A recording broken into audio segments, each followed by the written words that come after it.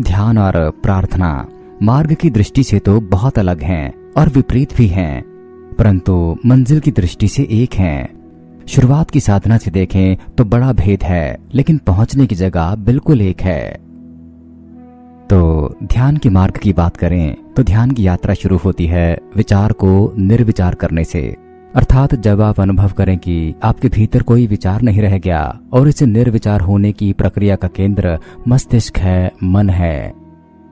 तो साधारणतः मन की अवस्था है विचारों की, विचार से भरे रहने की। विचारों की एक भीड़ चलती है, रास्ता भरा है मन का, भीड़ ही भीड़ है विचारों की। विचारों की यह भीड़ न सोते न जागते, कभी रुकती ही नहीं, बस चलती ही रहती है। और इस धारा को तोड़ देने का नाम ही ध्यान है। ध्यान उतरता है तो रास्ता खाली हो जाता है, जैसे विचारों की भीड़ का कोई ट्रैफिक चल रहा था और बंद हो गया।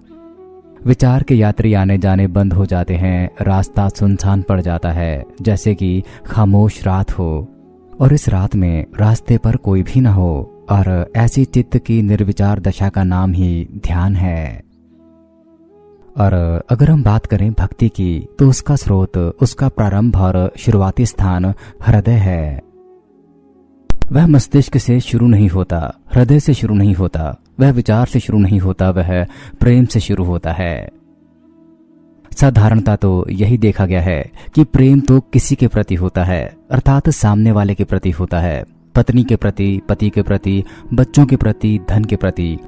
प्रेम का कोई ऑब्जेक्ट या कोई न कोई विषय वस्तु होता ही है। तो जब तक प्रेम की कोई विषय वस्तु है, अर्थात किसी एक के लिए है, तब तक प्रेम एक ही की तरफ बहता है। तो ऐसे प्रेम को राग कहते हैं। और जब प्रेम सर्व के प्रति होता है, अस्तित्व के प्रति होता है, तब उस प्रेम का नाम है भक्ति। तो परमात्मा भी कोई व्यक्ति नहीं है, परमात्मा तो सर्व है। परमात्मा का अर्थ है जो है, हर जगह, हर तरफ, भीतर बाहर उसी का जोड़ है। तो जब प्रेम भी एक के प्रति प्रवाहित ना होकर सबके प्रति प्रवाहित होता है, निष्पक्ष भाव से बहता है, बेशर्त बहता है, तब वह भक्ति कहलाता है।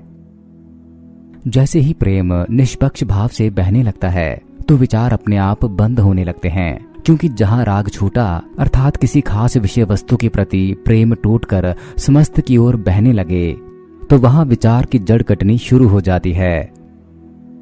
तुम विचार करते हो क्योंकि तुम्हारा कहीं राग है, तुम्हारी ऊर्जा किसी विषय वस्तु की ओर बह रही है, तो इसलिए उस खास विषय वस्तु का विचार ही आपके मन में चलता रहता है।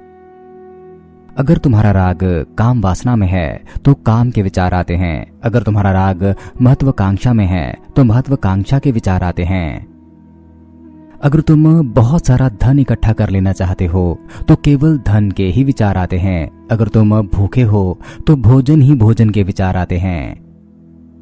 जहां भी तुम्हारा राग होता है वहीं से विचार का झरना फूट पड़ता है।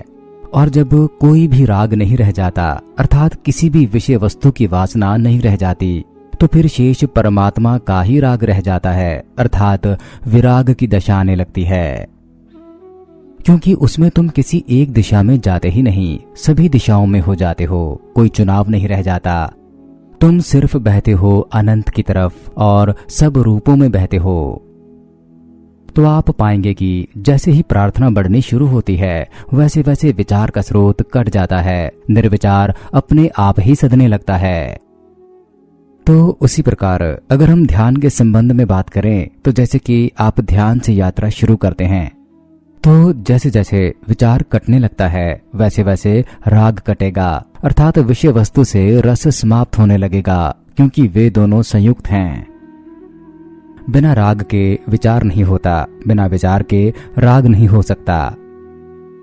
और जब राग कटेगा तो तुम अचानक पाओगे धीरे धीरे धीरे धीरे तुम्हारे प्रेम की विषय वस्तु में खोने लगी, तुम्हारा प्रेम अब सर्व के प्रति प्रवाहित होने लगा।